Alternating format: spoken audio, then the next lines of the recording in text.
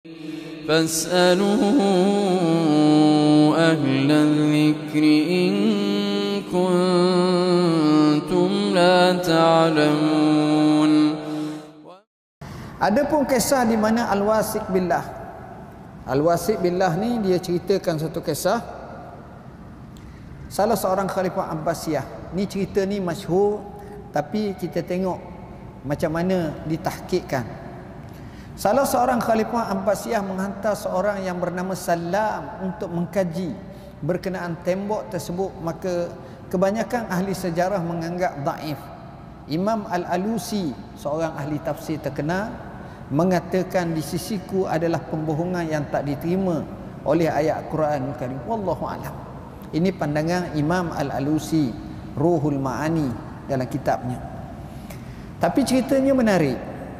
Pertama, Khalifah Abbasiyah ni sebagaimana saya katakan, dia bermula pada tahun 132 Hijrah oleh Abu Abbas As-Saffah, kemudian diambil alih oleh pemerintahan Abu Ja'far Al-Mansur, kemudian bersilih sampai tahun 656 Hijrah. Selama 500 tahun lebih sikit pemerintahan tu, di mana pusatnya di kota Baghdad. Jadi pemilihan tu apa ni, khalifah ni naik turun matilah, biasanya mati, mangkat orang lain naik, gitulah. Salah seorang khalifah namanya Al-Wasik, diceritakan bahawa pada tahun 842 Masih, kekhalifahan Abbasiyah, Al-Wasik Billah bermimpi bahawa dinding pemisah yang mengurung kedua suku itu hancur. Seolah-olah macam faiza jaa wa'du rabbi ja'alahu dakka wa kana wa'du rabbi haqqan. Seolah-olah pecah tu tanda akhir zaman. Jadi khalifah ni dia mimpi, dia tengok pemisah antara tembok Ya'juj dan Ma'juj dengan orang ramai telah hancur. Disebabkan mimpi itulah beliau kemudian menghantar sekumpulan penyelidik yang diketuai oleh Salam menuju ke gerbang besi tersebut. Ini bagi mengetahui keadaan dinding itu dan lokasinya. Al-Wasik, pemerintah Islam, berada di kota Baghdad, Iraq. Jadi jalan lagi lah atas sikit. Taklah jauh macam kat kita ni, tapi jauh lah. Al-Wasik mengarahkan kepada Salam untuk mencari maklumat berkenaan tembok itu. Ketika itu bersama Salam ada 50 orang bawa nak kaji ni. Jadi budaya kaji ni orang Islam telah lakukan sejak sekian lama. Kita je duk ingat orang barat kaji, tidak. Kalau baca dalam sejarah kajian-kajian, orang Islam ni juga memainkan peranan. Buat kapal-kapal laut banyak, armada sejak zaman Muawiyah bin Abi Sufyan lagi. Ada dah main kapal tentera laut ni. Hebat. Kita tengok yang kaji etnik masyarakat ni seluruh dunia ni. Kita pun tahu Ibn Battuta. Ibn Battuta ni orang mana? Jauh Morocco. Duk pusing ni, cari ni maklumat seluruh dunia lagi ni. Cerita pula satu-satu yang kita baca Rihlah Ibn Battuta. So boleh gambarkan, boleh petakan. Kita dengar Ptolemy je hak tukang buat petanya, tapi orang Islam jauh dia.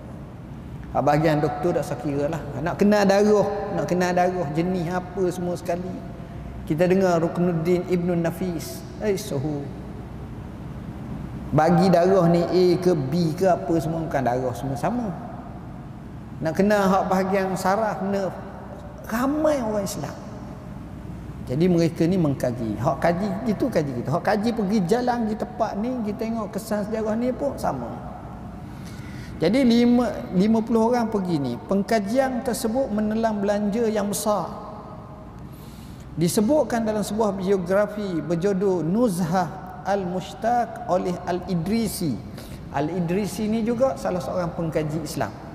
Dia banyak buat musafir pelayaran. Al-Wasik memperuntukkan belanja 5,000 dinar untuk pengkajian itu 5,000 dinar. Besar tu. Orang 50 orang je.